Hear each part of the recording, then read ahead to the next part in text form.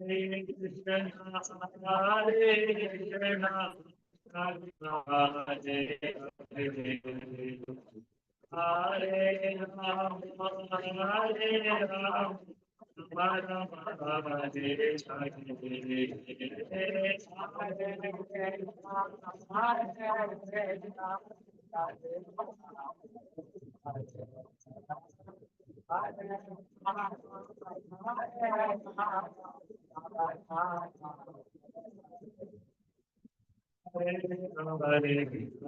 Krishna Hare Hare, Hare Ram, Hare Ram, Ram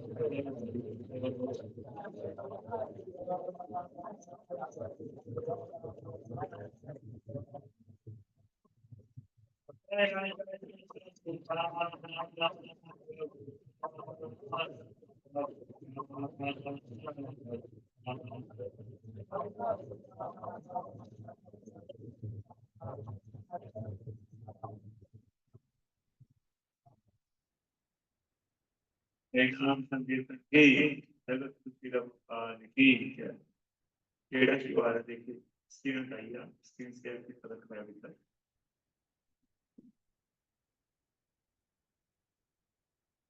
क्यों है क्या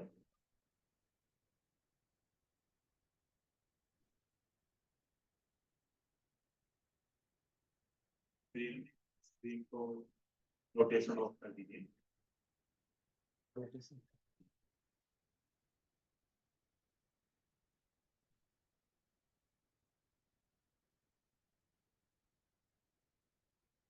ये ऐसे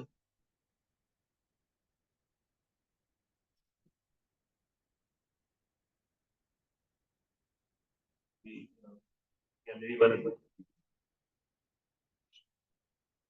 ओम ओम नमो भगवते वासुदेवाय ओम नमो भगवते वासुदेवाय ओम नमो भगवते वासुदेवाय नमो भगवते वासुदेवाय नारायणं नमस्कृत्य नरं चैव नरोत्तमं देवीं सरस्वतीं व्यासं ततो जयमुदीरये नष्टप्राये सर्वभद्रेषु नित्यं भागवत सेवया भगवती उत्तम श्लोके भक्तिर्भवती नैष्ठकी कृष्णाय वासुदेवाय देवकी नंदनाय च नंदगोकुमाराय गोविंदाय नमो नमः रिकॉर्डिंग चालू है ग्रंथा श्रीमद् भागवतम स्कंद 4 अध्याय नंबर 27 लोग संख्या पढ़ेंगे 15 ते चंड विगानुचरा पुरंजन पुरम यदा हेतुर्मारे विरे तत्र प्रत्याशेधात् प्रजागरः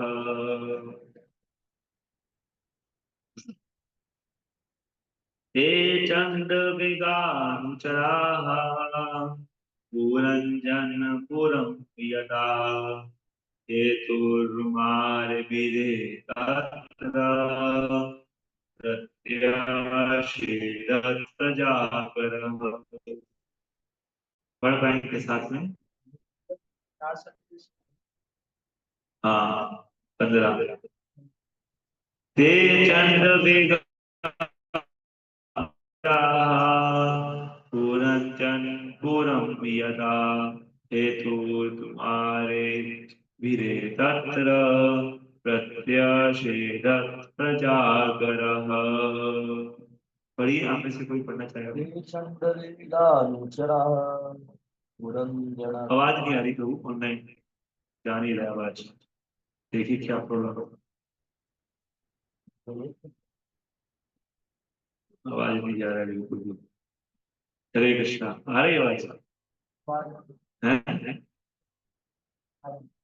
ये तो माता जी लोग बोल रही है आवाज नहीं आ रही।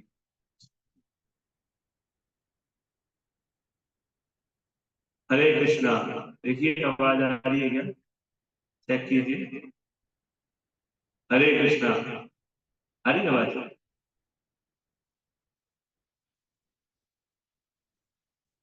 माता जी आवाज आ रही है यहाँ पे, तो आप एक बार अपने यहाँ वो चेक कीजिए। हरे कृष्णा। तो सब नहीं पढ़ पाएंगे तो मैं अनुवाद और तात्पर्य पढ़ता हूँ। पढ़ पाएंगे श्लोक? ये पढ़िए।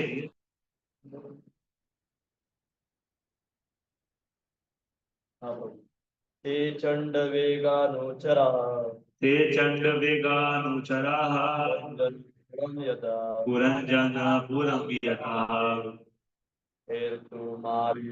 तत्र हेतुर्मार्बिरे तत्र यसेतत् प्रजागृह्णात्। प्रत्यक्षेदत् प्रजागरः। ते चण्डवेगानुचराः ते चण्डवेगानुचराः पुरञ्जनपुरं यदा हेतुर्मार्बिरे तत्र प्रत्यक्षेदत् प्रजागरः। वो भी पढ़ेगा, आप पढ़ोगे? ते चण्डवेगानुचराः पुरञ्जनपुरं यथा हेतुर्मार्बिरे तत्र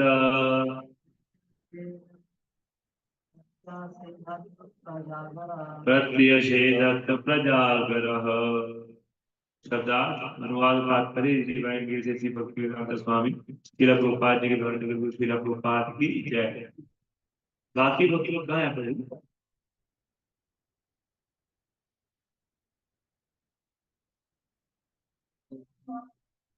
ते वे सब चंडवेग चंडवेग के अनुचराः सेवक पुरंजना राजा पुरंजन की पूरमा पूरी शहर को यदा जब हरदुम लूटना आदि धीरे प्रारंभ किया तत्र वहां प्रत्यषेधत रक्षा की प्रजागरः बड़े सर्प ने।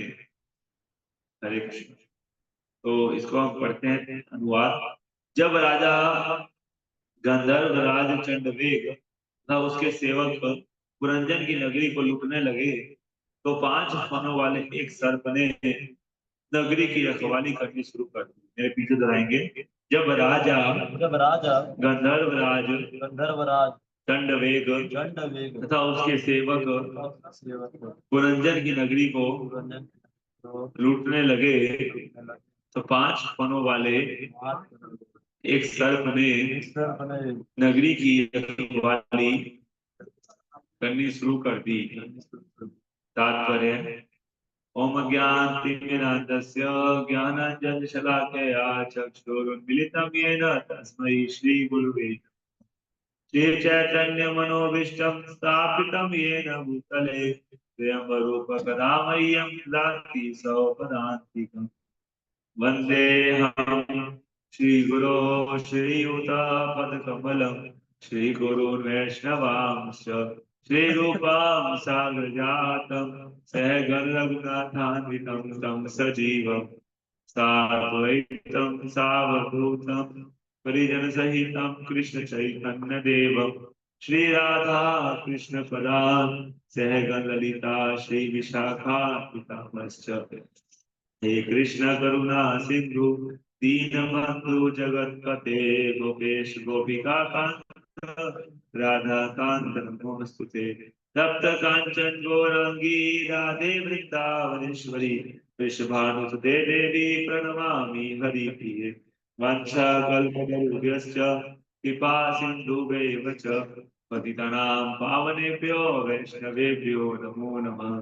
जय श्री कृष्ण चैतन्य प्रभु नित्यानंद श्री अद्वैत गदाधर श्रीवासादि गौर भक्तवृंद हरे कृष्णा कृष्णा कृष्णा हरे हरे हरे राम राम राम हरे हरे नमो विष्णुपादाय कृष्णा पृष्ठाय भूतले श्रीमते भक्ति वेदांत स्वामी नामिने नमस्ते सरस्वती देवे गौरवाणी प्रचारिणे निर्विशेष शून्यवादी पाश्चात्य देशकारिणे मुखं करोति वाचालं पंगुं लंघयते गिरिं यत्कृपातमहं वन्दे श्रीगुरुं दीनतारिणं परमानंद माधवं श्री चैतन्य ईश्वरम्। हरे कृष्णा। आप सभी भक्तों का आज की श्रीमद् भागवतम क्लास में हार्दिक स्वागत है। तो हम सभी ने जो वैष्णव गीत गाया इसका अर्थ किया है कि हे गुरुदेव कृपया आप इस दास पर अनुकंपा करें तथा सड़क पर पड़े हुए तिनके से भी अधिक हीन समझने की योग्यता प्रदान करें। कृपया मुझे सबको सहने की शक्ति प्रदान करे तथा मुझे भौतिक इच्छाओं से मुक्त करे। कृपया मुझे शक्ति प्रदान करे कि मैं सबको सम्मान प्रदान कर सकूं।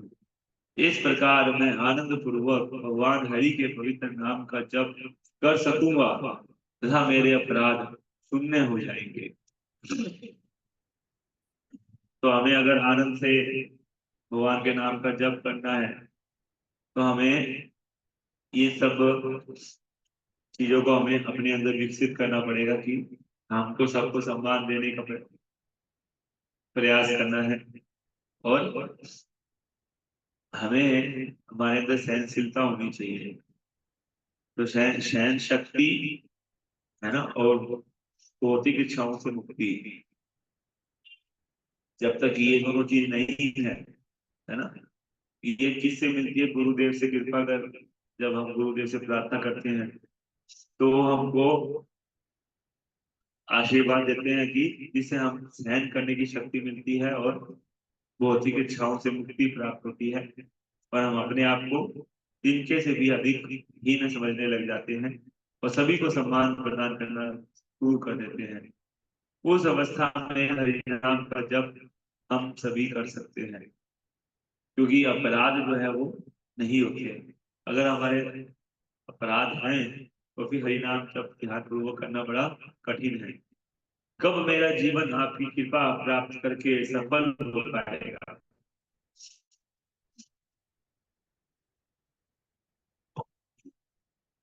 मैं शक्ति एवं बुद्धि से हीन हूँ, मैं एक पतित जीव हूँ, अतः कृपया मुझे अपना दास स्वीकार करें। मुझ में कोई भी योग्यता नहीं है, आपकी कृपा ही मेरी एकमात्र संपत्ति है। यदि आपने मुझ पर करुणा नहीं की तो मैं रोते रोते अपने जीवन का अंत कर दूंगा। तो इस प्रकार से गुरुदेव से याचना जो है वो प्रत्येक भक्त को करना चाहिए ताकि हमें जीवन में आध्यात्मिक शक्ति मिले, जिससे कि हम आध्यात्मिक जीवन में प्रगति कर सकें और हमारा मन भगवान के चरण कमलों में लग सके। हरे कृष्णा।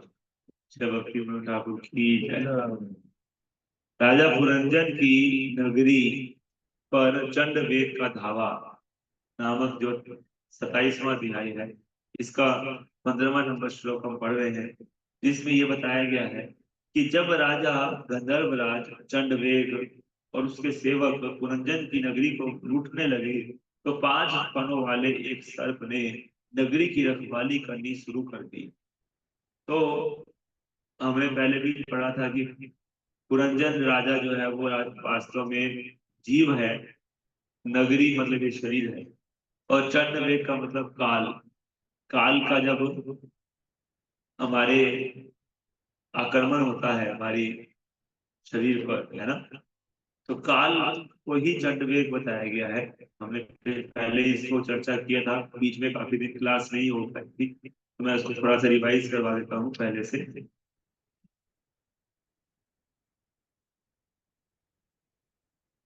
हाँ,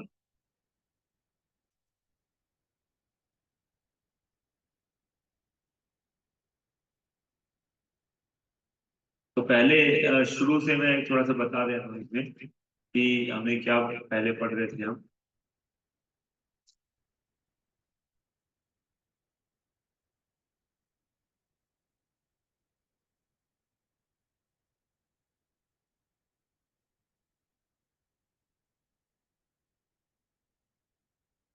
नारद मुनि ने राजा प्राचीन भविष्यत को कहा कि हे लंबी आयु वाले विराट, इस राजा पुरंजन के अपनी पत्नी पुरंजनी की कोख से 1100 पुत्र उत्पन्न हुए, किंतु इस कार्य में उसका आधा जीवन व्यतीत हो गया, है ना। अभी ये बताया था कि राजा पुरंजनी से 1100 पुत्र, मतलब क्या था कि जो हमने ये देखा था कि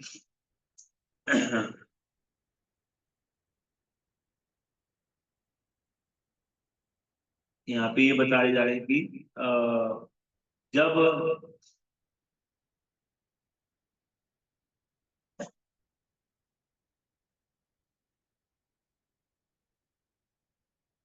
जब हम अपने इंद्रिय भोग करते हैं, इंद्रियों से हम जब भोग करने का प्रयास करते हैं, तब हमें अनेक प्रकार के कर्मों के बंधन में फंसना पड़ता है। तो कर्मों के बंधन को ही यहाँ पे 1100 पुत्र के रूप में बताया गया है ना। हे प्रजापति राजा प्राचीन परिषद, इस तरह राजा पुरंजन के 110 कन्याएं उत्पन्न हुई। ये सब के सब अपने पिता और माता के समान यशस्विनी थी। उनका आचरण भद्र था, ये उदार थी और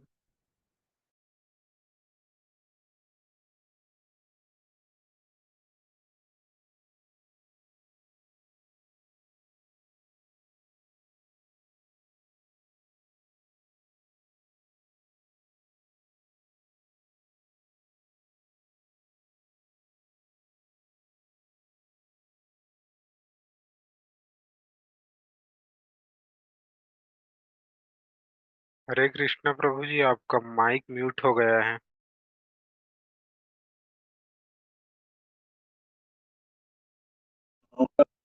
सच्ची उसके सारे समान समय सारी धन संपदा को लूटने वाले थे।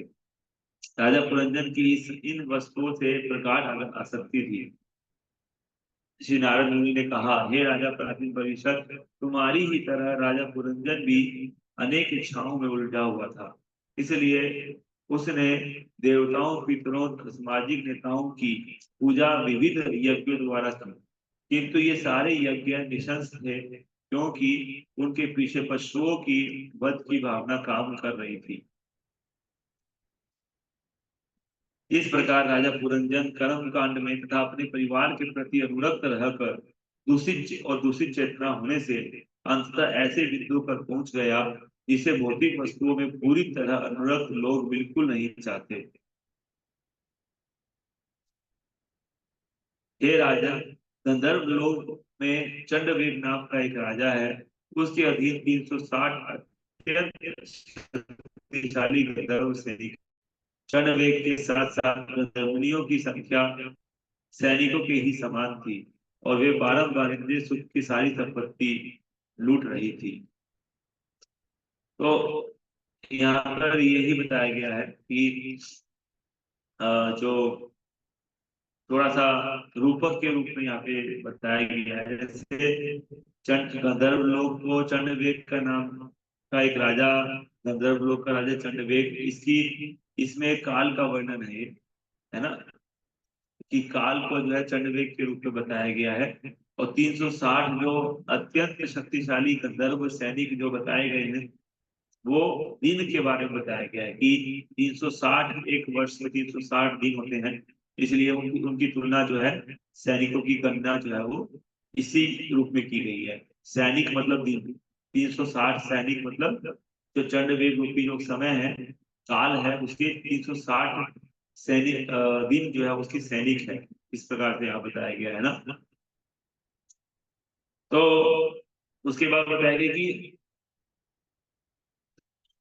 दिनों की तुलना चंडवेग के सैनिकों से की गई है, और सामान्य रात्रि विशेष सुख का समय होता है। तो दिन श्वेत माने जाते हैं और रात्रियां श्याम। ये दूसरी दृष्टि से रात्रियां दो प्रकार की होती हैं, श्याम रात्रि और श्वेत रात्रि। ये सारे दिन और रात्रि मिलकर हमारी आयु को का हम जो कुछ इंद्रिय तृप्ति के लिए बनाते हैं उसे क्षीण करते हैं। तो गंधर्वनियों की तुलना जो है वो रात्रियों से की गई है। तो गंधर्व मतलब सैनिक जो कि दिन, और रात्रियां जो है वो गंधर्वनियां, है ना, वो भी 360 रात्रि और 360 दिन। एक मनुष्य के जीवन में जो है काल जो है वो क्या, काल की तुलना किसे की गई है, चंडवेग से की गई है ना।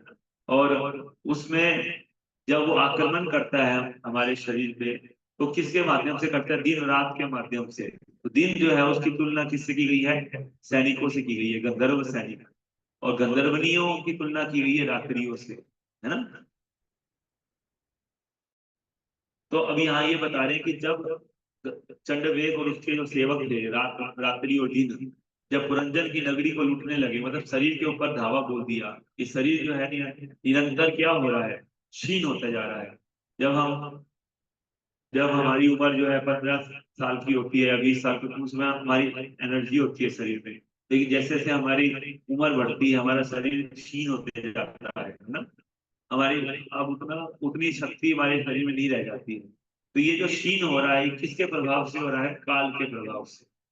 तो काल का प्रभाव जो है हमारे शरीर पे पड़ रहा है। तो इसी को बोल रहे हैं कि पुरंजन की नगरी को लूट रहे हैं, है ना, गंधर्वराज उसके सेवक।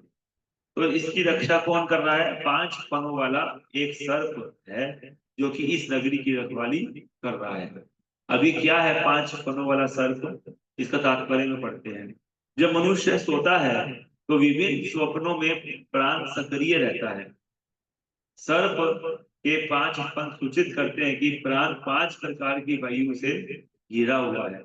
जो प्राण जो है वो हमारे शरीर की क्या करता है, सुरक्षा करता है। जब काल हमारे शरीर पे आक्रमण कर रहा है तो सुरक्षा कौन करता है, प्राण। और प्राण जो है वो 5 प्रकार की वायु से घिरा हुआ है। कौन कौन सी वायु है, प्राण, अपान, व्यान, उदान और समान। जब शरीर निष्क्रिय होता है तो प्राण सक्रिय रहता है। 50 वर्ष की आयु तक मनुष्य इंद्रिय तृप्ति के लिए क्रियाशील रहता है, किंतु 50वें वर्ष के बाद शक्ति घटने लगती है। यद्यपि अधिक बल लगाकर वह 2 या 3 वर्ष और अधिक से अधिक 55 वर्ष तक काम कर सकता है। इसलिए सरकारी नियमों में अवकाश प्राप्त करने की आयु 55 वर्ष ही है। कोई अगर मैक्सिमम कितने वर्षों तक काम कर सकता है, अधिक से अधिक 55 वर्षों तक काम कर सकता है ना। तो 50 वर्ष के बाद शक्ति जिस प्रकार क्षीण होती है, उसे अलंकारिक रूप से यहाँ पर 5 कोनों वाले सर्प के रूप में दिखाया गया है ना। तो 5 कोनों वाला सर्प मतलब क्या है, कि जो प्राण है वो क्या करता है, इस शरीर की सुरक्षा के लिए वो इसकी रक्षा करता है ना। तो यहाँ पे यही बताया गया है। तो वह 5 कोनों वाला सर्प जो राजा पुरंजन की पुरी का रक्षक था, गंधर्वों से 100 वर्षों तक लड़ता रहा। यहाँ कह रहे हैं कि 5 कोनों वाला जो सर्प था वो गंधर्वों से 100 वर्ष तक लड़ता रहा। वह उनसे अकेला ही लड़ा, यद्यपि उनकी संख्या 720 थी। तो 360 दिन और 360 रातें मिलकर चंड वेग के 720 सैनिक है। तो 360 रात्रि और 360 दिन, ये मिल करके चंड वेग के क्या है, 720 सैनिक हैं। मनुष्य को इन सैनिकों से जन्म के प्रारंभ से लेकर मृत्यु पर्यंत लड़ना पड़ता है। हमको क्या करना पड़ता है, इन सैनिकों से लड़ना पड़ता है मृत्यु पर्यंत, जब तक मृत्यु नहीं आ जाए। जन्म से शुरू हो जाते लड़ाई, है ना, और मृत्यु पर्यंत जो है वो लड़ना पड़ जाता है, लड़ना पड़ता है इनसे। यह युद्ध जीवन संघर्ष कहलाता है। इतने संघर्ष के बाद भी जीवात्मा मरता नहीं है। जैसा कि श्रीमद् भगवद गीता में पुष्टि हुई है, यह जीवात्मा शाश्वत है, न जायते म्रियते वा कदाचित, नायं भूत्वा भविता वा न भूय, अजो नित्यः शाश्वतोऽयं पुराणो, न हन्यते हन्यमाने शरीरे। आत्मा के लिए न तो कभी जन्म है और न मृत्यु, है ना।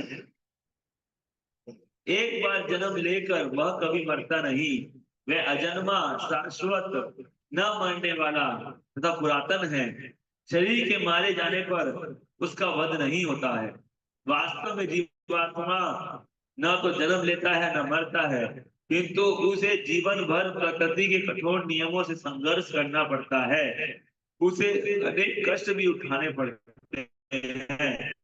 होते हुए भी जीवात्मा मोहवश सोचता है कि इंद्रिय तृप्ति के लिए वह ठीक से रह रहा है ना। कोई अगर पूछता है कि आप कैसे हैं, तो बोलते हैं कि मैं बहुत बढ़िया हूँ, बहुत अच्छा हूँ, आई एम फाइन, ऐसा बोलते हैं ना।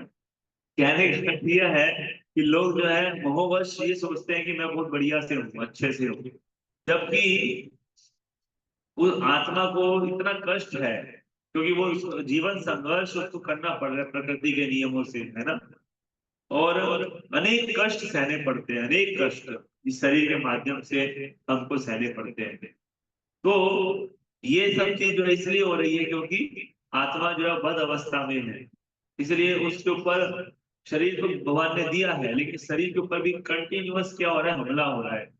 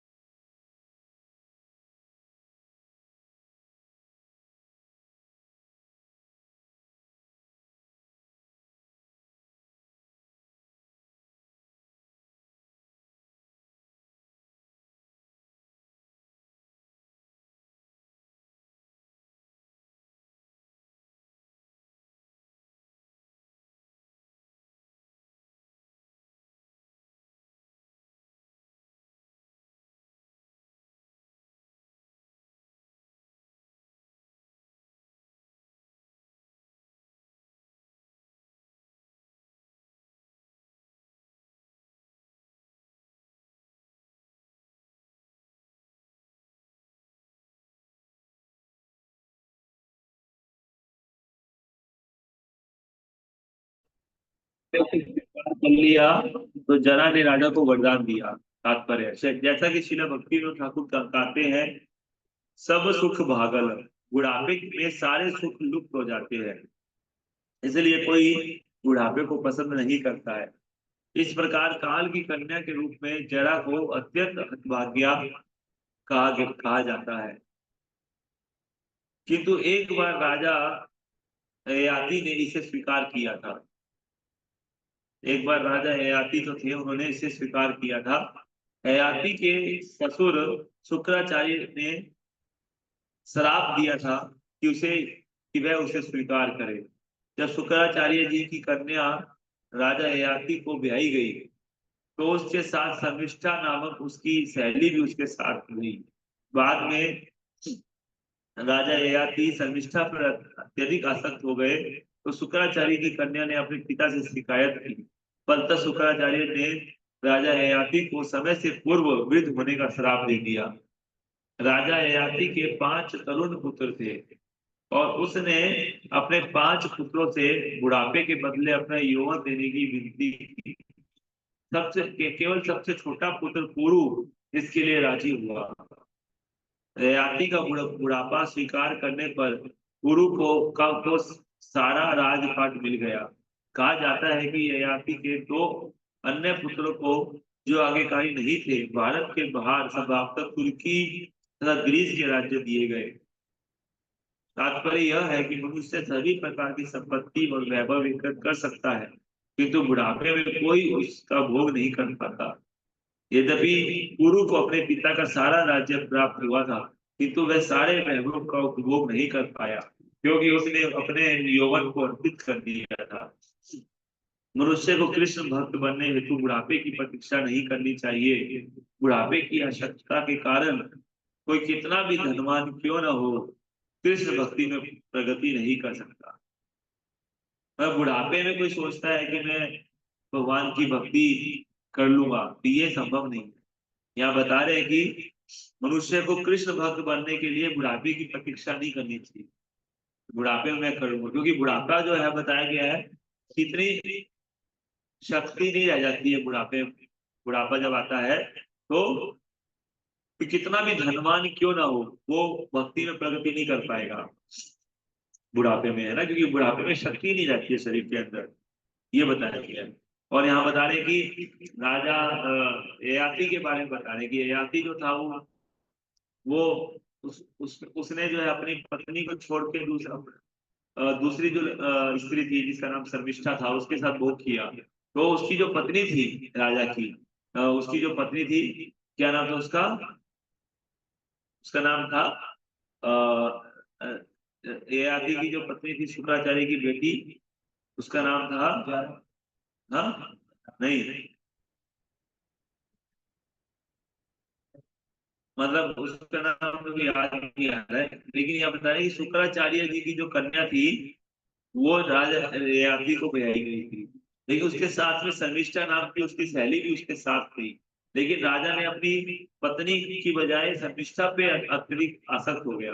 तो शुक्राचार्य की कन्या ने अपने पिता से शिकायत करी और शुक्राचार्य जी ने क्या किया, उनको श्राप दे दिया ययाति को बुढ़ापा का, है ना।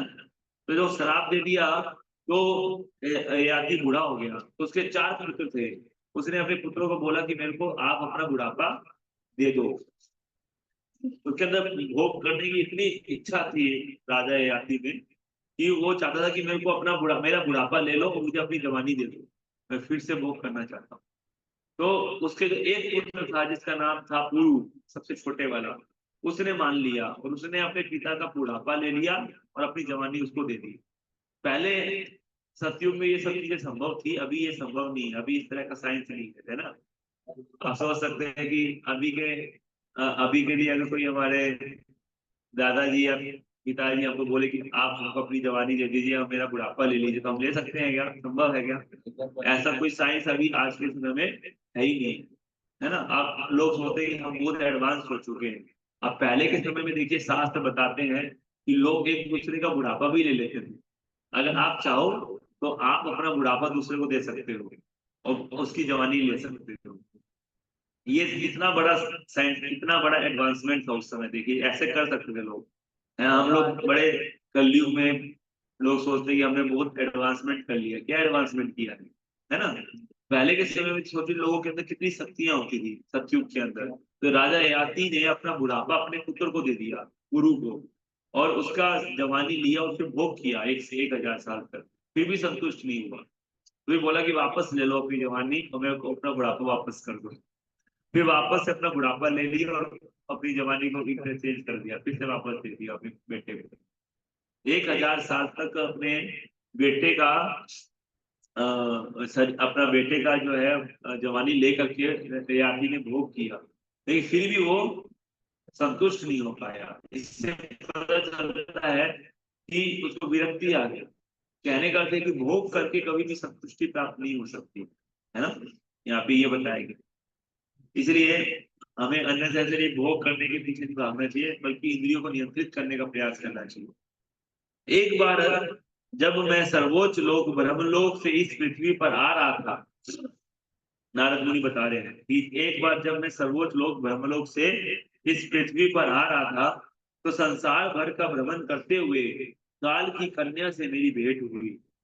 वह मुझे नैष्ठिक ब्रह्मचारी जानकर मुझ पर अत्यंत कामातुर हो गई।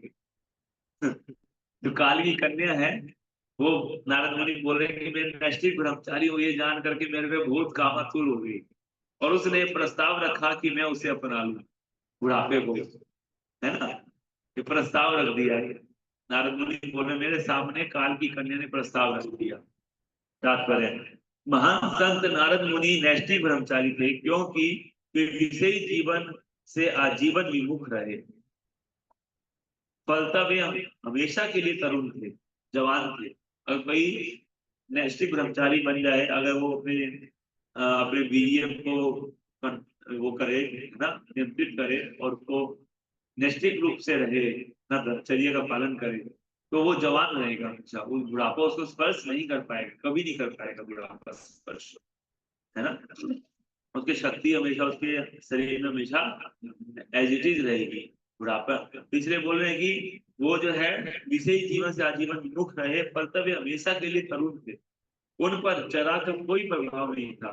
बुढ़ापे की अशक्तता सामान्य मनुष्य को व्याप सकती है, किंतु श्री नारद मुनि तो सर्वथा हीन थे।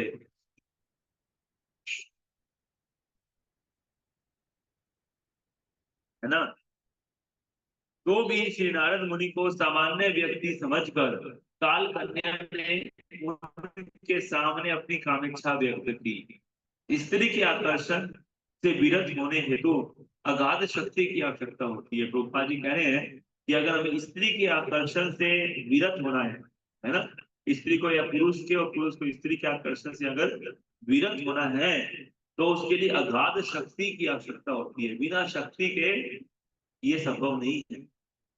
अगाध, अगाध का मतलब गहरी शक्ति, बहुत घनी शक्ति की आवश्यकता होती है, तब कोई स्त्री के आकर्षण से क्या हो सकता है, विरत हो सकता है। स्त्री पुरुष के आकर्षण से विरत हो सकती है। बहुत कठिन काम है, बहुत कठिन है। इसलिए सावधान, सावधान रहना चाहिए हमको, है ना? बहुत सावधान, खासकर ब्रह्मचारी को बहुत सावधान रहना चाहिए। माताओं के साथ में घुल मिल के बात नहीं करनी चाहिए ब्रह्मचारी को, एकदम सावधानी बरतनी चाहिए, है ना? एक दूसरे के साथ में पारस्परिक बात करना एक ब्रह्मचारी के लिए, या कोई ब्रह्मचारी कौन होता है? ब्रह्मचारी का अर्थ यह है जो विवाहित नहीं है, यानी जो गृहस्थ नहीं बना है, वो सब ब्रह्मचारी है। विवाह से पूर्व सब ब्रह्मचारी होते हैं, है ना? 25 साल की उम्र या 30 साल की उम्र में जब भी विवाह होता है, उससे पहले तक सब ब्रह्मचारी है। तो उसके लिए नियम है। क्या नियम है? कि कभी भी किसी भी स्त्री से स्वतंत्र रूप से बात नहीं करना चाहिए, कभी भी नहीं करना चाहिए। एक डिस्टेंस हमेशा बना के रखना चाहिए, है ना? और ब्रह्मचारी को ऐसा मानना चाहिए कि मातृवत परदारिश, कि सभी स्त्रियां जो माता के समान होती हैं। इसे ब्रह्मचारी जब जाते थे गुरुकुल में, तो घरों में जा जाके भिक्षा मांगते थे, हे माता भिक्षाम देही, ऐसे कभी भिक्षा मांगा करते थे। तो ब्रह्मचारी कभी भी स्त्री को कामुक की दृष्टि से नहीं देखना चाहिए, बल्कि उनको माँ के समान समझना चाहिए, है ना? और उनको जो है अपने मतलब अपने आपको बहुत ही कठिन नारद मुनि के समान बनाना चाहिए। नारद मुनि कितने कितने ज्यादा मतलब नैष्ठिक ब्रह्मचारी के रूप में रहते हैं ना, विमुख हैं पूर्ण रूप से विषय जीवन से। तो बताया जाता है कि अ,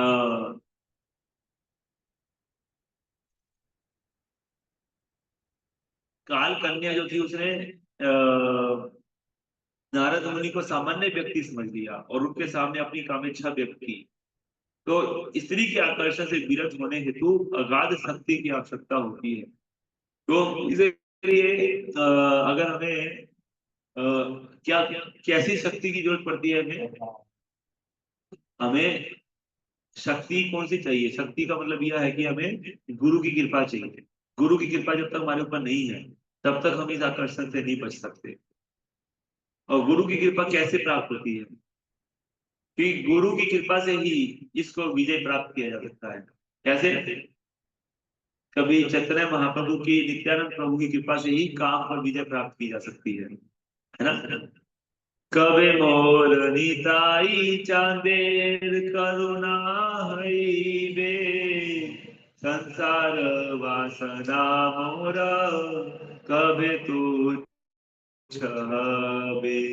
कि संसार के प्रति जो वासना है, विषय वासना है, संसार के प्रति या स्त्री के प्रति या स्त्री का पुरुष के प्रति, तो ये जो विषय वासना है, संसारिक वासना है, ये तुच्छ हो जाती है। कब होती है? जब नित्यानंद प्रभु करुणा करते हैं, नित्यानंद प्रभु की करुणा प्राप्त होती है। नित्यानंद प्रभु कौन है? गुरु है, गुरु तत्व है। तो नित्यानंद प्रभु या गुरु तत्व की जब हमारे ऊपर कृपा हो जाती है, और गुरु की कृपा कब मिलती है?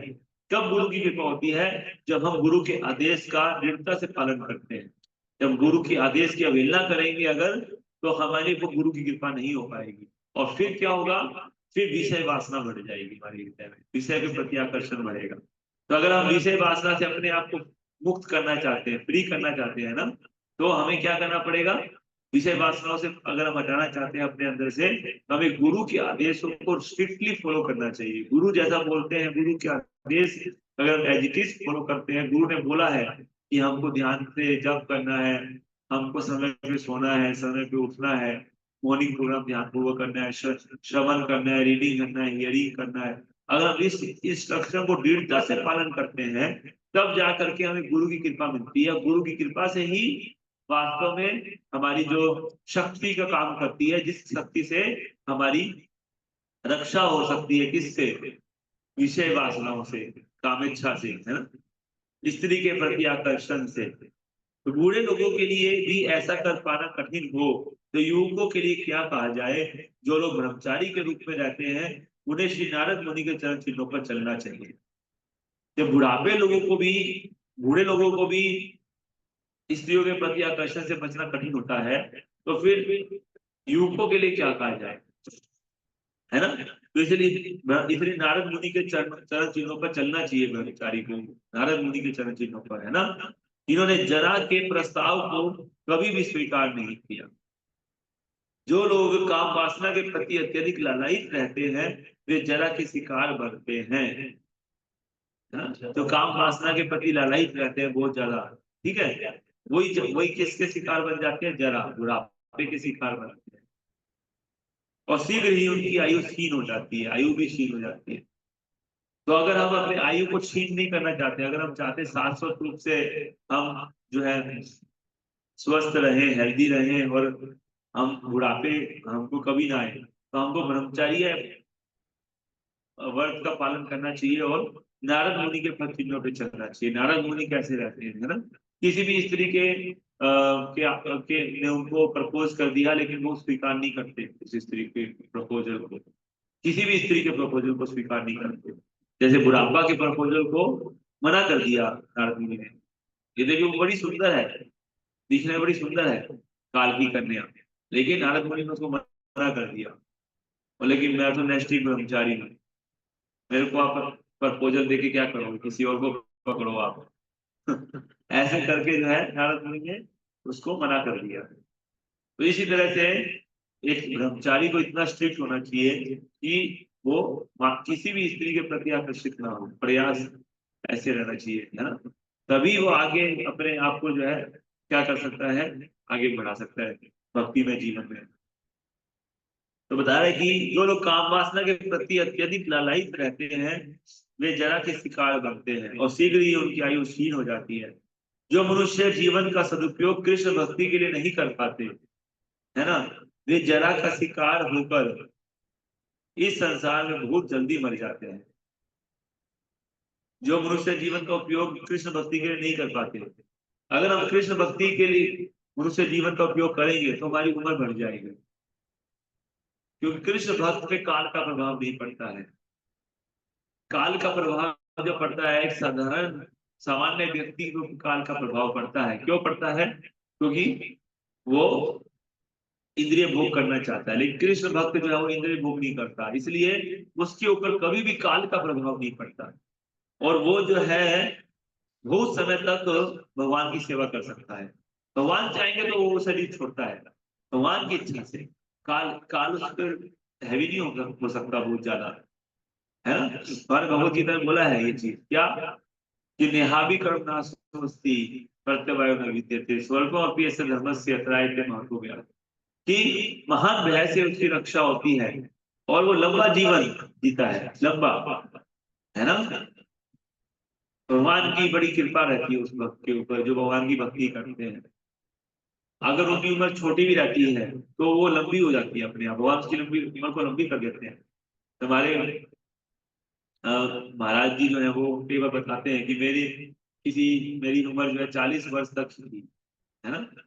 किसी ज्योतिषी ने भी बताया उनको ये चीज। देखिए देखिए महाराज जी भगवान की भक्ति कर रहे हैं तो आज तक जो है महाराज जी की स्वस्थ आयु चल रही है। अभी 84 ईयर्स के हो गए महाराज जी, हाँ। इतने लंबे समय तक भगवान की भक्ति कंटिन्यू की है। क्यों, कैसे किए? क्योंकि काल का प्रभाव नहीं पड़ता है शरीर के ऊपर। काल जो है वो शरीर को क्या नहीं कर सकता, परेशान नहीं कर सकता, दुखी उसको सीन नहीं कर सकता। भगवान की इच्छा से ही एक भक्त जो है शरीर छोड़ता है, कभी भी काल का प्रभाव उस पर नहीं पड़ता है, समझना चाहिए। और इसलिए भक्त को निडर निडर होना चाहिए हमेशा। एक कृष्ण भक्त को हमेशा निडर होना चाहिए, घबराना नहीं चाहिए। अरे मृत्यु आएगी तो क्या होगा, अरे मृत्यु क्या छू भी नहीं सकती मृत्यु एक कृष्ण भक्त को, है ना। तो एकदम निडर होके अभय चरणा रविंद्र भक्ति वेदांत स्वामी हमारे श्रीला प्रभुपाद अभय थे चरण, है ना, अभय चरण, किसी प्रकार के भयभीत नहीं थे, एकदम एकदम स्ट्रोंग, है ना, एकदम जो है निडर थे प्रभुपाद जी, डरते नहीं थे किसी भी चीज से। तो ऐसे निडरता जो है एक भक्त के अंदर होनी चाहिए। भगवान की सेवा जो करते हैं, भगवान की भक्ति जो अच्छे से करते हैं, उनको निडर होना चाहिए, है ना। तो जो मनुष्य जीवन का उपयोग कृष्ण भक्ति के लिए नहीं कर पाते वो ही बुढ़ापे के शिकार हो जाते हैं। जो कृष्ण भक्ति नहीं करते हैं वो लोग बुढ़ापे के शिकार होते हैं और बहुत जल्दी मर जाते हैं संसार में, उनकी आयु बहुत जल्दी क्षीण होती है ना। अगर कोई बहुत ज्यादा कामुक है और बहुत ज्यादा काम वासना में लिप्त रहता है तो उसकी आयु अगर ज्यादा भी होगी तो जल्दी मर जाएगा वो। क्यों मर जाएगा? क्योंकि बुढ़ापे का शिकार हो जाएगा वो बहुत जल्दी। इसलिए आज लोग देखिए काम इच्छा के कारण कितने अपनी इंद्रियों का दुरुपयोग कर रहे हैं कि 25-30 साल की उम्र में ही उनको बुढ़ापा आ जा रहा है, चलना फिरना और एकदम मतलब कोई कोई फुर्तीलापन नहीं है शरीर में, है ना। 25-30 साल की उम्र में लोग ऐसे हो जाते हैं, बच्चे ऐसे हो जाते हैं जब बुढ़ापा आ गया। ऐसे ऐसे लोग जो अधिक समय तक जीवित नहीं रह सकते, जो बहुत ज्यादा काम वासना को तृप्त करते हैं, है ना। तो उनको बुढ़ापा जल्दी आता है। जो जितना कामी है वो उतना जल्दी मरेगा, बुढ़ापा आके जल्दी मृत्यु हो जाएगी उसकी, है। इसलिए व्यक्तियों को, हम सबको क्या करना चाहिए, ब्रह्मचर्य व्रत का पालन करना चाहिए, है ना।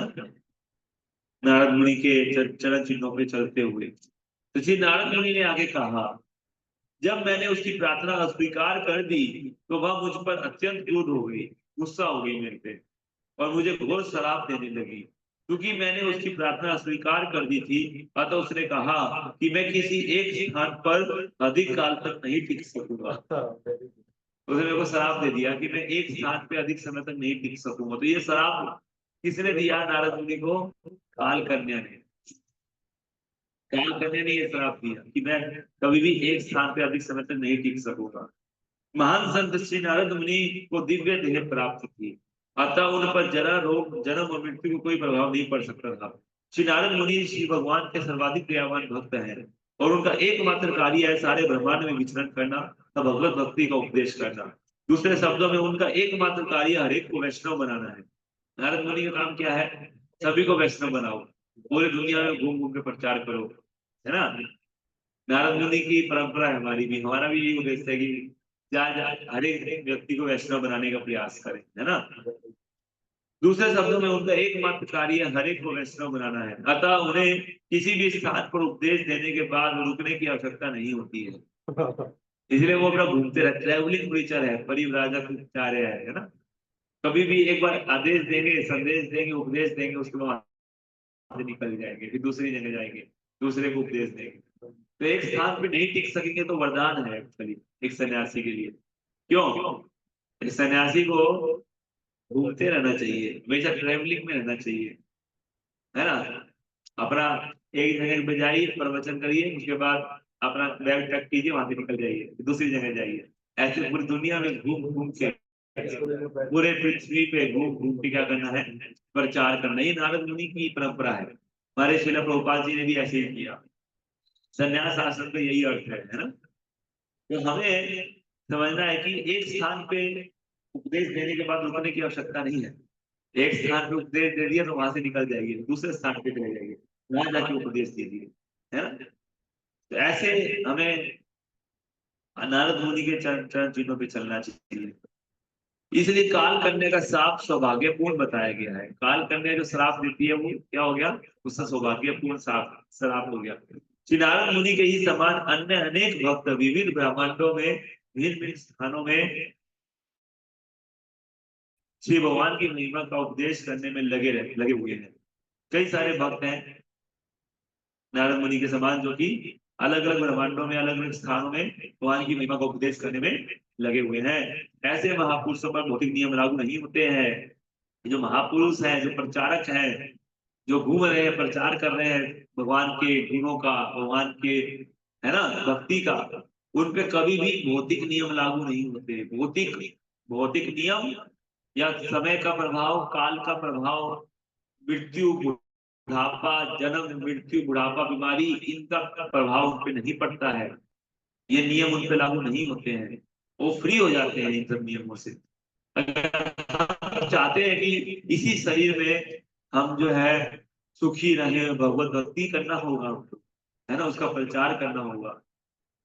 तो तब जाकर के अगर हम नियमों का पालन करते करते भक्ति अच्छे से करेंगे, प्रचार कार्य को अच्छे से करेंगे, तो फिर बुढ़ापा कभी नहीं आएगा, कभी कोई कष्ट नहीं होगा, और जीवन भी लंबा हो जाएगा, जीवन भी बहुत बड़ा हो जाएगा, और पूरे पूरे जीवन भर हम भगवान की सेवा कर सकते हैं।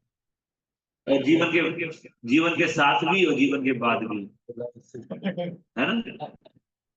जीवन के मरने के बाद भी भगवान की सेवा करते रहेंगे, पता भी चलेगा कि शरीर चेंज भी हुआ है क्या, है ना। क्योंकि हम शाश्वत शरीर हमको मिल जाएगा ना, जो शाश्वत शरीर है भगवान की सेवा करने के लिए, ऐसा शरीर मिल जाएगा जो कभी क्षीण नहीं होगा।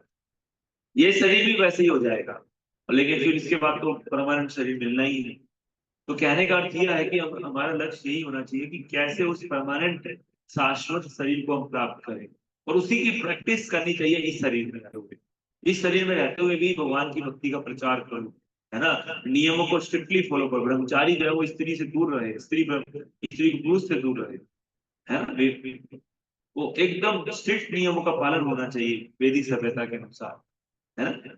और उसके बाद गृहस्थ आश्रम में भी रहते हुए स्त्री पुरुष को बहुत ही कंट्रोल वे में जो है केवल कृष्ण भावना भावित संतान को जन्म देने के लिए ही आपस में भोग करना चाहिए, अदरवाइज भोग करने की आवश्यकता नहीं है। अभी एकदम विरत रहने की आवश्यकता है। तो ये जो आश्रम बनाए गए हैं ब्रह्मचारी, गृहस्थ, वानप्रस्थ, संन्यास, ये आश्रम इसलिए बनाए गए हैं ताकि हम जो है अपने जीवन को जन्म मृत्यु बुढ़ापा बीमारी से बचा सकें।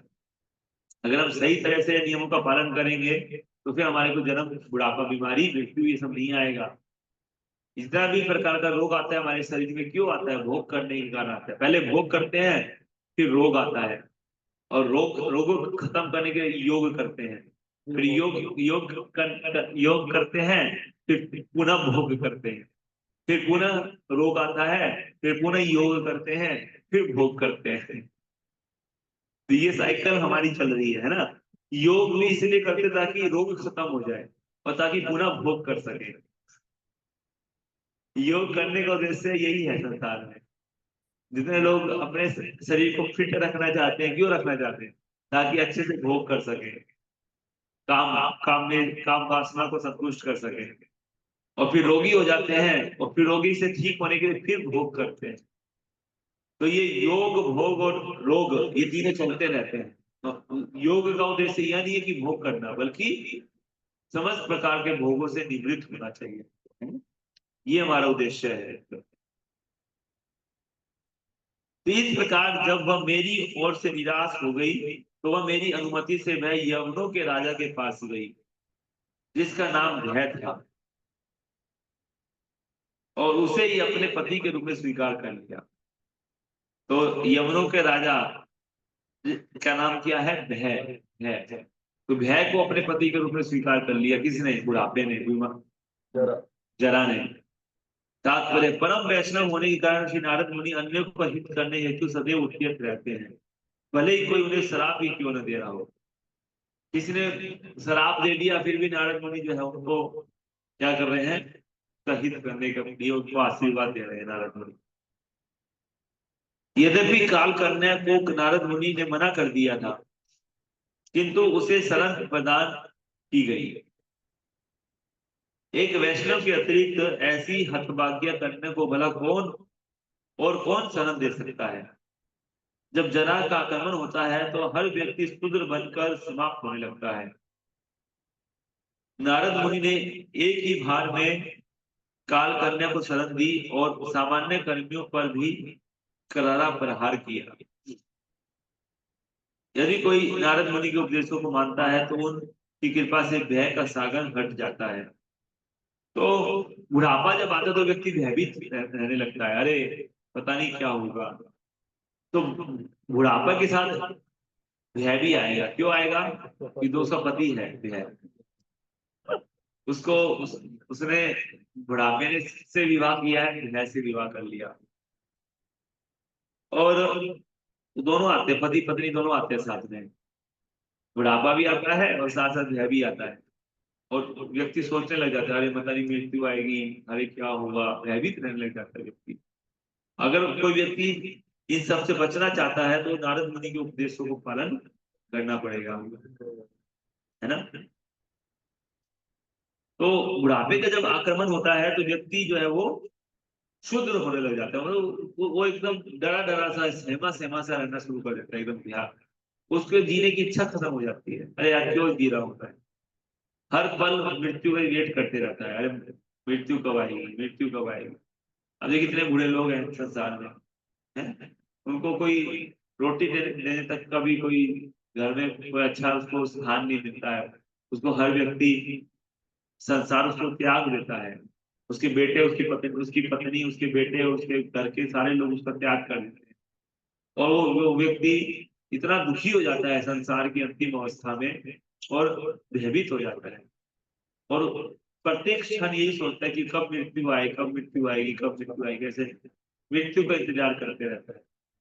ऐसी भयानक स्थिति में फंस जाता है। तो अगर हम चाहते हैं कि ऐसी भयानक स्थिति हमको ना हो, तो हमको नारद मुनि के उपदेश को अपने जीवन में उतारना चाहिए, और हमें भक्ति करनी चाहिए और प्रचार करना चाहिए। तब हमें मृत्यु से कोई भय नहीं लगेगा, है ना। हमारे गुरु महाराज देखिए, एकदम शरीर चलते फिरते और इस तरीके से थे, अपनी सेवा में रत रहते रहते धराधाम से चले गए।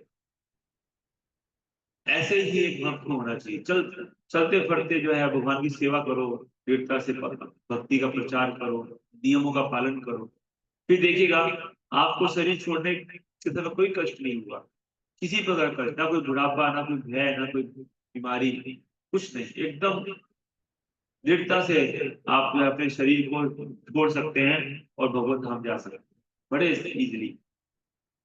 कदम बाला स्वामी महाराज जी तो स्वयं मरने से पहले अपना एक मैसेज, लास्ट मैसेज सुना के गए भक्तों को। इतने कॉन्फिडेंट थे वो, है ना। आप उनका अंतिम संदेश सुन सकते हैं। जस्ट उनको जाने से पहले उनको पता था कि मैं कब जाऊंगा।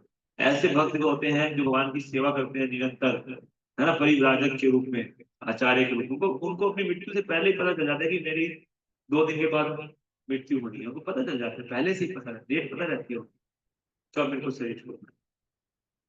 इतने महान, इतने उच्च स्तर पे पहुंच जाते हैं। अपनी इच्छा से मृत्यु उनके ऊपर हैवी नहीं होती, वो मृत्यु पे हैवी होते हैं। वो मृत्यु का हैवी हो जाते हैं, वो मृत्यु में कुछ नहीं बिगाड़ सकते, अपनी इच्छा से वो जो करते करेंगे। वो चाहे तो अपने जीवन अवधि को बढ़ा भी सकते हैं, लेकिन वो बढ़ाना नहीं चाहते थे। वो भगवान की इच्छा से अपनी इच्छा को मिलाना चाहते हैं। तो भगवान चाहते हैं कि हाँ भाई तुम आ जाओ, तो भगवान जैसी आपकी इच्छा, डायरेक्ट भगवान से उनका आदान प्रदान होना शुरू हो जाता है, उस लेवल पे पहुंच जाते हैं। डायरेक्ट भगवान से आदान प्रदान होता है, डायरेक्ट भगवान से मिलन होता है। ये कैसे पता चलता है? ये सब होता है जब हमारी अनर्थों की निवृत्ति हो जाती है, जब हम आसक्ति भाव के स्तर पे पहुंच जाते हैं, बहुत उच्च स्तर पे भक्ति में। और कैसे पहुंचेंगे? जब हमारे अनर्थ खत्म होंगे हृदय में। सबसे पहले तो हमारे हृदय में अनर्थ खत्म होनी चाहिए, निष्ठा के लेवल पे पहुंचना है हमको सबसे पहले। अनर्थ कैसे खत्म होंगे? अनर्थ खत्म जब होते हैं जब हम गुरु के आदेशों की अवहेलना नहीं करें, गुरु के आदेश को दृढ़ता से फॉलो करें, तब ये अनर्थ जो है हमारे हृदय में खत्म होते हैं। जो जिनको बोला गया है, काम क्रोध लोभ ईर्ष्या द्वेष मद मात्सर्य अहंकार, ये सब अनर्थ को खत्म करने के लिए एकमात्र क्या उपाय है कि गुरु के आदेशों को बहुत स्ट्रिक्टली फॉलो करना है। इसलिए हमने शुरू में एक गीत गाया था, है ना, कि गुरुदेव कृपा बिंदु दिया, करो दासे तृणापेक्षा तिहीना, सकले सम्मान सकले सहने, बल दिया करी निज माने स्पृहहीन।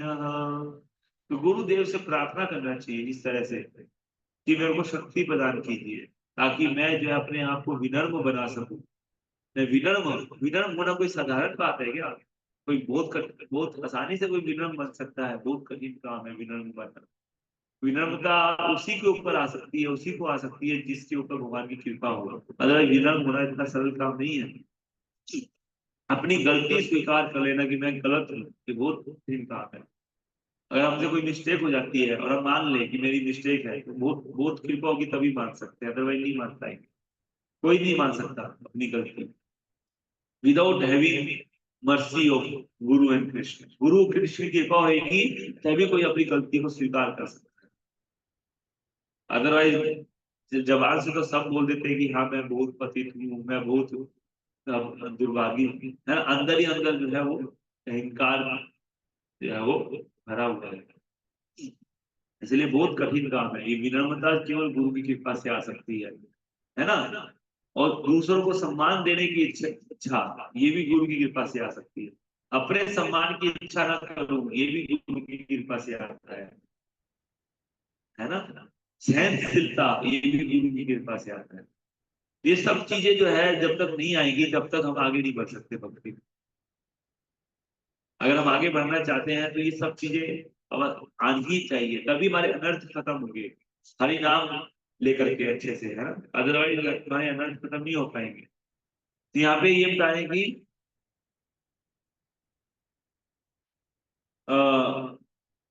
दूसरे शब्दों में उनका एकमात्र कार्य हरेक को वैष्णव बनाना है।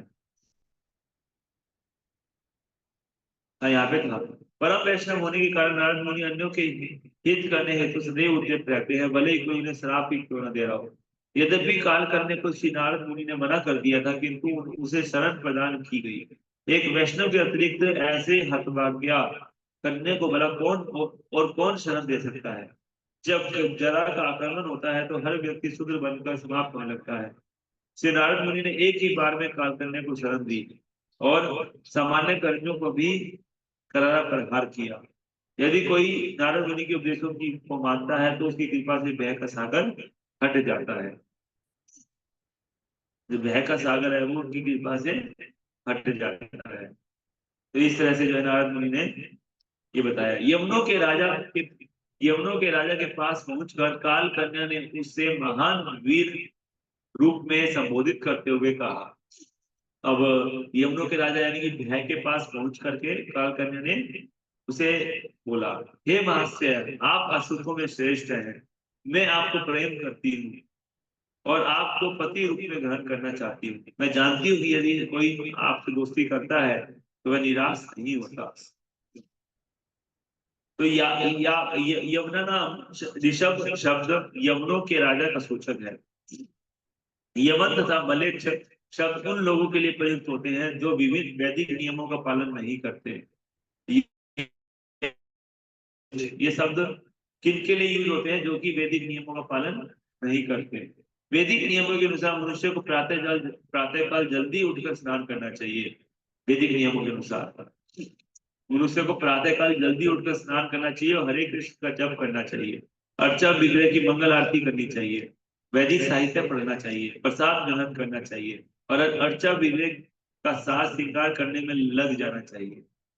मनुष्य को मंदिर के खर्च के लिए भी धन का संग्रह करना चाहिए और यदि वह गृहस्थ है तो ब्राह्मण, क्षत्रिय, वैश्य और शूद्र के निर्दिष्ट कार्य करने चाहिए। इस प्रकार उसे आध्यात्मिक सूझबूझ का जीवन बिताना चाहिए। यही वैदिक सभ्यता है। तो अगर ये कोई नहीं करता है, अगर कोई सुबह नहीं उठ रहा है, मंगल आरती नहीं कर रहा है, हरि नाम जप नहीं कर रहा है, वैदिक साहित्य नहीं पढ़ता है, प्रसाद नहीं करता है, तो वो कौन है? वो यमन और मलेच्छ है। यमन और मलेच्छ वैदिक नियमों का पालन नहीं करते हैं। बाकी लोग करेंगे, है ना? इसलिए हमको यमन और मलेच्छ नहीं बनना है। जो इन सारे नियमों का पालन नहीं करता वही यमन या मलेच्छ कहलाता है। हमें इन शब्दों से कहीं किन्हीं अन्य देशों की जातियां नहीं समझना चाहिए। यानी कि भारत के लोग यमन मलेच्छ नहीं है, ये तो दूसरे देशों की बात हो रही है। ऐसा नहीं है। इनके लिए राष्ट्रीयता की कोई सीमा नहीं है। कोई भारत में रहे या बाहर, यदि वैदिक नियमों का पालन नहीं करता तो वह मलेच्छ यमन कहलाएगा।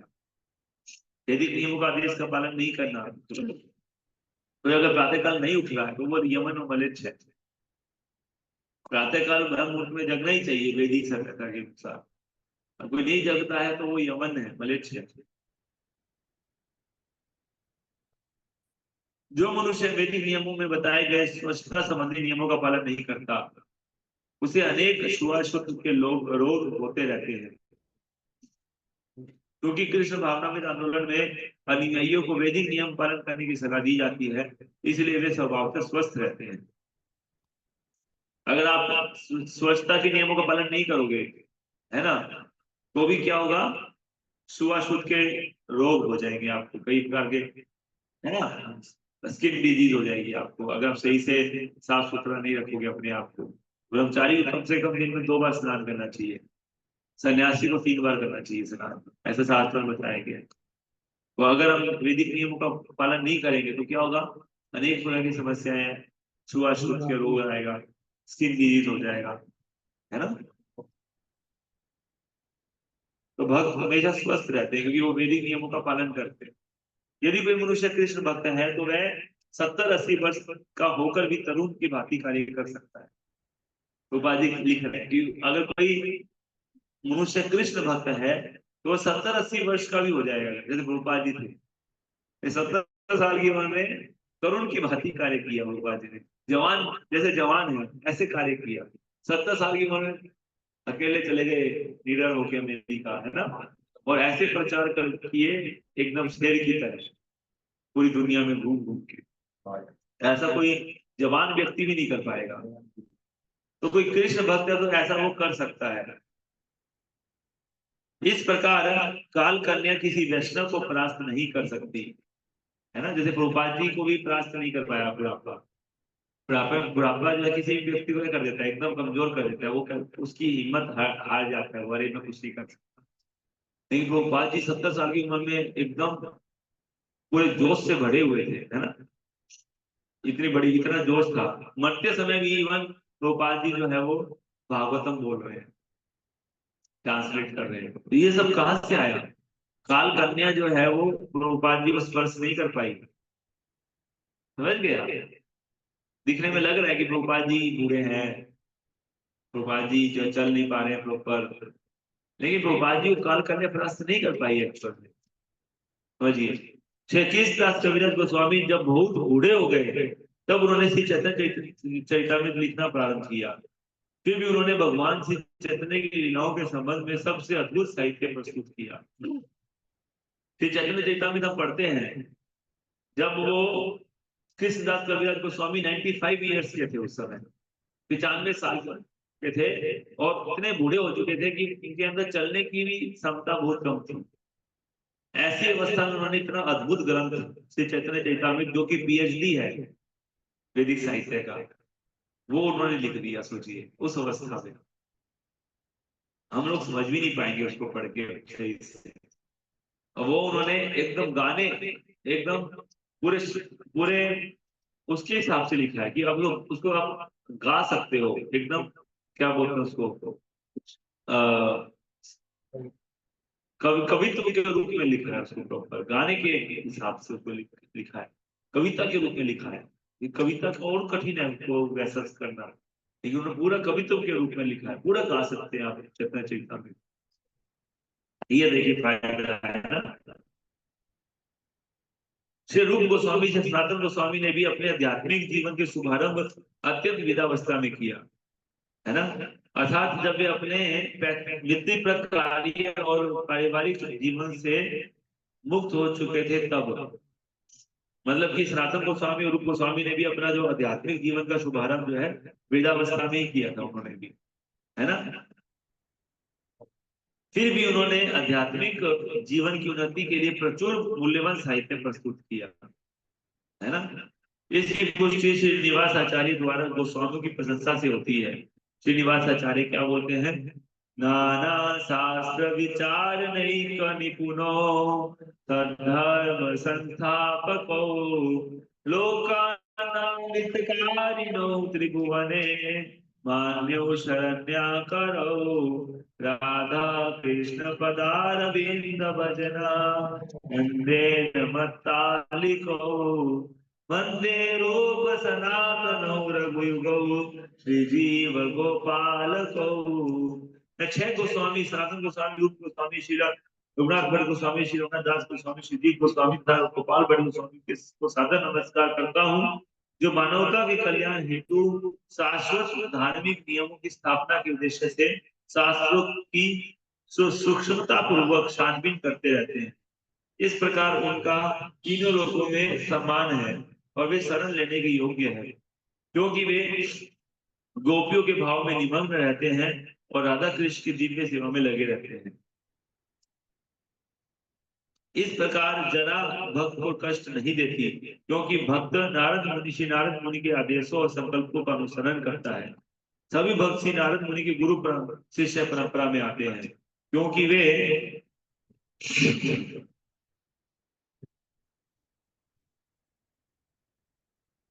श्री नारद मुनि के आदेशों के अनुसार, जैसे नारद पंचात्र और पंचात्रिक विधि के अनुसार अक्षर विधि की पूजा करते हैं। भक्त पंचात्रिक विधि के साथ भागवत विधि के भी नियमों का पालन करता है। भागवत विधि में उपदेश कार्य भी सम्मिलित है, श्रवणम कीर्तनम विष्णु, अर्थात गुण पुरुषोत्तम भगवान श्री विष्णु की महिमा के विषय में सुनना और कीर्तन करना। पंचात्रिक विधि में अर्चनम वंदनम दास्यम साख्य मात्र निवेदनम सम्मिलित है। क्योंकि भक्त श्री नारद मुनि के आदेशों का दृढ़ता से पालन करता है, इसलिए उसे जरा रोग और मृत्यु का भय नहीं रहता। वह देखने में भले ही वृद्ध होता लगे, किंतु उस पर सामान्य मानवों द्वारा बुढ़ापे में अनुभव किए जाने वाले जरा के लक्षणों का प्रभाव नहीं होता। फल स्वरूप बुढ़ापा भक्त को मृत्यु से भयभीत नहीं बनाता, जितना कि सामान्य व्यक्ति मृत्यु से भयभीत रहता है। एक भक्त जो है कभी भी बुढ़ापे में मृत्यु से भयभीत नहीं होता है, सामान्य व्यक्ति हो सकता है। जब जरा किसी भक्त की शरण ग्रहण करती है तो काल कन्या भक्त के भय को कम कर देती है। भक्त जानता रहता है कि मृत्यु के बाद उसे श्री भगवान के धाम वापस जाना है, अतः उसे मृत्यु का भय नहीं रहता। इस प्रकार अधिक उम्र भक्त को हतोत्साहित न करके उसे निडर बनाती है, जिससे वह सुखी रहता है।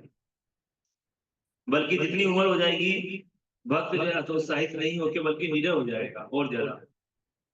अधिक उम्र जो है भक्त को हतोत्साहित न करके उसे निडर बनाती है, जिससे वह और ज्यादा सुखी रहे, बहुत सुखी रहता है ना।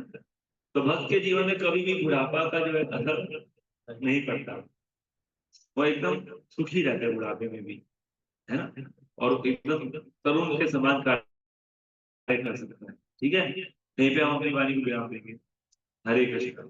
आज हमने पढ़ा कि किस प्रकार से जो है अ, राजा जो नारद मुनि है वो बता रहे हैं कि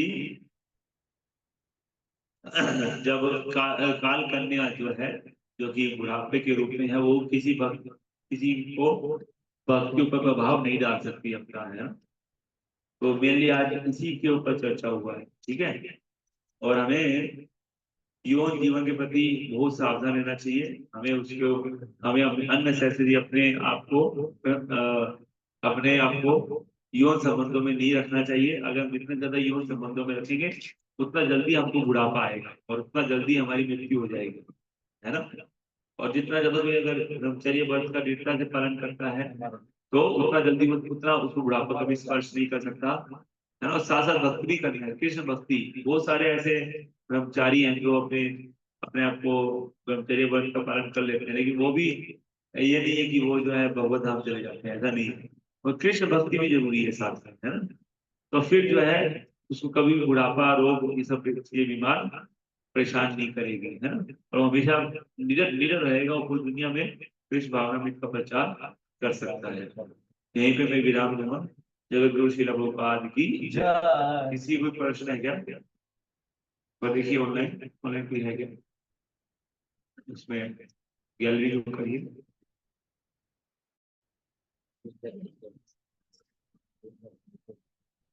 किसी कोई प्रश्न है? ठीक है, ग्रंथ श्रीमद् भागवतम महापुराण की जय। जगत गुरु श्रील प्रभुपाद की जय। जय गौर प्रेमानंदे। हरि हरि बोल। हरे कृष्ण।